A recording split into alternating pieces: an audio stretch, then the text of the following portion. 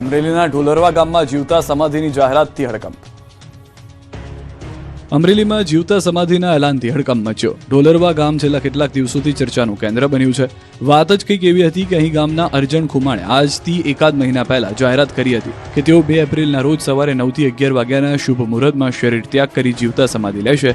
આશ્ચર્યની વાત એ હતી કે તેમણે આ માટે સગા સંબંધીઓને વિધિવત આમંત્રણ પણ આપ્યું હતું. છેલ્લા 3-4 દિવસથી અંધશ્રદ્ધામાં ડૂબેલા લોકોના ટોળા વૃદ્ધના દર્શન કરવા અને આશીર્વાદ લેવા ઉમટી પડ્યા.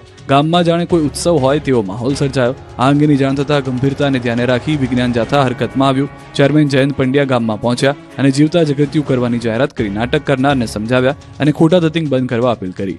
જાથાની જાણ બાદ અમરેલી પોલીસ તંત્ર સક્રિય થયું. પોલીસ કાફલો તાત્કાલિક ઢોલરવા પહોંચ્યો અને અર્જણભાઈને પોલીસ સ્ટેશન લઈ જવામાં આવ્યા. પોલીસે કાયદાનું ભાન કરાવતા અર્જણભાઈએ આખરે નમતું જોખ્યું અને લેખિતમાં સ્વીકાર્યું કે તેઓ હવે આવી કોઈ સમાધિ લેવાના નથી.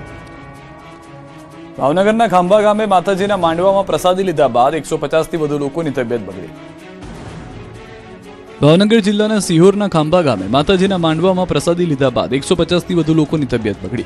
150થી વધુ લોકોને ફૂડ પોઈઝનિંગ થયું. શિહોર તાલુકાના ખાંભા ગામે માતાજીના માંડવામાં પ્રસાદ આરોગ્યા બાદ અનેક લોકોને ફૂડ પોઈઝનની અસર થઈ.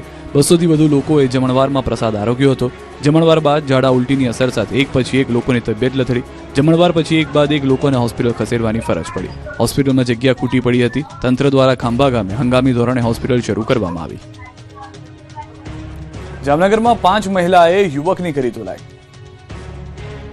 જામનગરના એસટી રોડ પર 5 મહિલાઓ દ્વારા એક યુવકને મારવામાં આવ્યો. જૂની અદાવતના કારણે એક યુવક પર હુમલો કરવામાં આવ્યો. આ હુમલામાં યુવકને ગંભીર ઇજાઓ પહોંચી છે. તો વળી પોલીસ કોઈ કામગીરી ન કરતી હોવાનો ફરિયાદી યુવકે આરોપ મૂક્યો છે.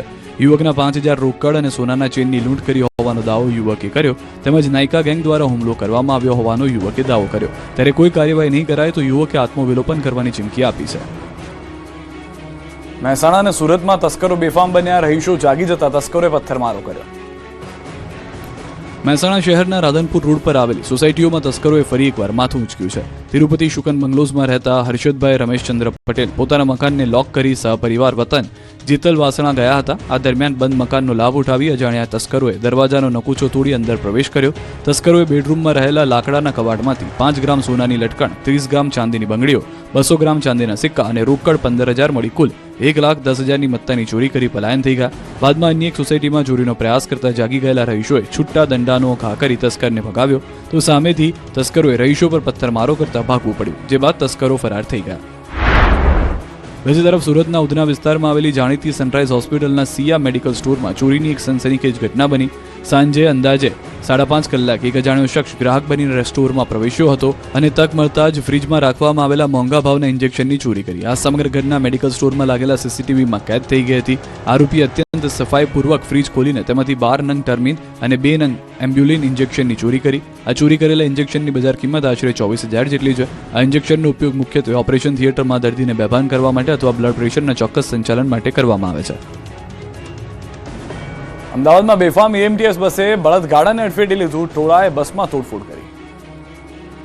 અમદાવાદ શહેરના પૂર્વ વિસ્તારમાં આવેલા કૃષ્ણનગરમાં વધુ એકવાર એએમટીએસ બસના ચાલકની બેદરકારી સામે આવી છે.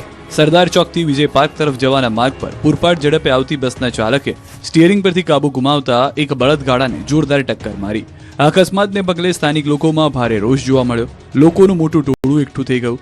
વારંવાર બનતી આવી ઘટનાઓથી કંટાળેલા સ્થાનિકોએ કાયદો હાથમાં લીધો અને એએમટીએસ બસમાં ભારે તોડફોડ કરી. લોકોના રોષને જોતા બસ ચાલક ઘટના સ્થળેથી ભાગી છૂટ્યો. પરિસ્થિતિ વણસતા કૃષ્ણનગર પોલીસનો કાફલો તાત્કાલિક સ્થળ પર પહોંચ્યો અને ટોળાને શાંત પાડી મામલો થાળે પાડ્યો. બસ એટલી ઝડપ હતી કે બળદગાડાના સાથે બળદગાડું ચલાવી રહેલા વૃદ્ધને શરીરે ગંભીર